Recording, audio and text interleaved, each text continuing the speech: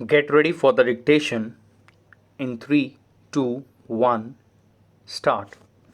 Opposition to the new domicile rules in Jammu and Kashmir is rooted in old fears and new suspicions. New domicile rules that followed the termination of the special constitutional status of Jammu and Kashmir, which was reorganized into two union territories, have brought succor and hope for a segment of its population that had to contend with fragmented citizenship rights for long. This group of 2 to 3 lakh people is made up of refugees from Pakistan, sanitary workers resettled from other parts of India, and Gorkhas who arrived as soldiers before independence.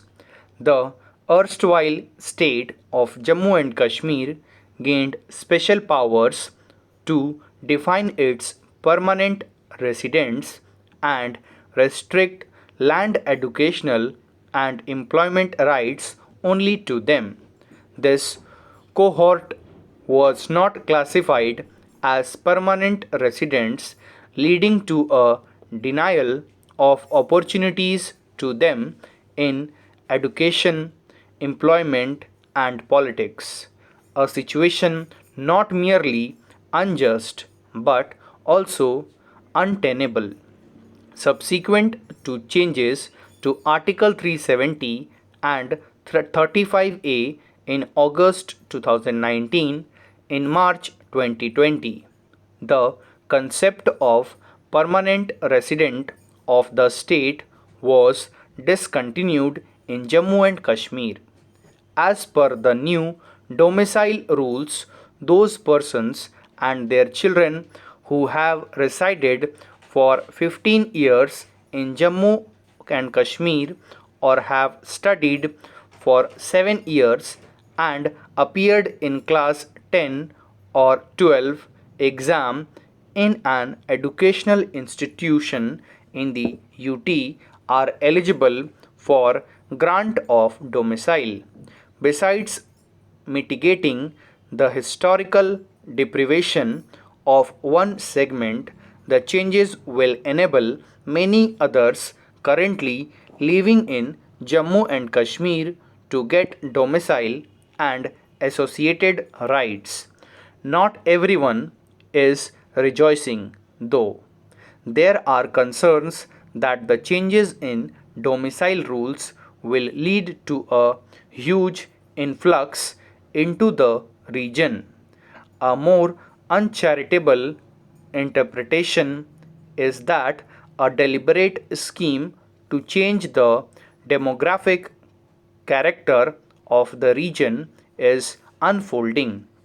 The National Conference and the People's Democratic Party, both valley based parties, have reiterated their opposition to the changes.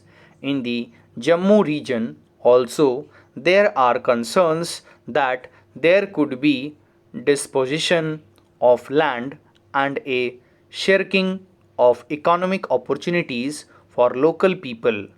Movement of people across political and natural borders has been a constant feature of progress, and arguments over who are the original inhabitants of a place serve little purpose other than to accentuate political polarization. Economic growth and validity of a society often positively correlate with its openness towards the outside world. Communities that are not equipped to negotiate with unfamiliar market and cultural forces need some insultation.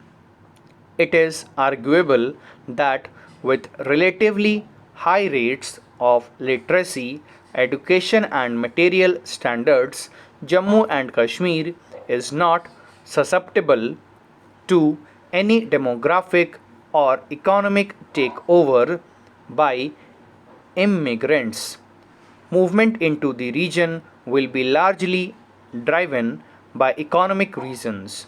A state driven re engineering of the demographic of any place is not desirable or demographic, but the fear of such a scenario is no good reason to retreat into a cocoon of nativism. Stop. Thank you.